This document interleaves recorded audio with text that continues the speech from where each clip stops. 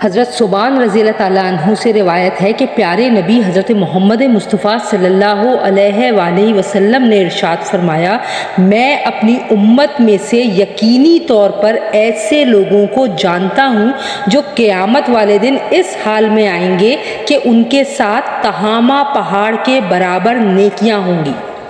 تو اللہ تعالیٰ ان نیکیوں کو ہواؤں میں منتشر ہو جانے والا غبار بنا کر غارت کر دے گا۔ حضرت ثوبان رضی اللہ تعالیٰ عنہ نے عرض کی، اے اللہ کے رسول صلی اللہ علیہ وآلہ وسلم، ہمیں ان لوگوں کی نشانیاں بتائیے،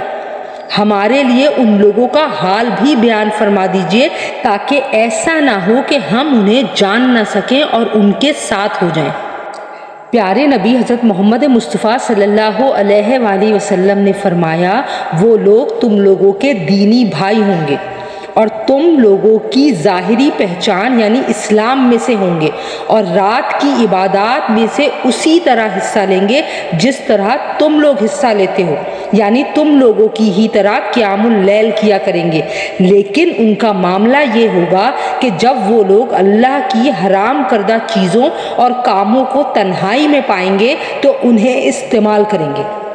یا رب، ہمیں پلک جھپکنے کی مقدار کے مطابق بھی ہمارے نفس کے حوالے نہ کرنا۔ آمین ثم آمین یا رب العالمین۔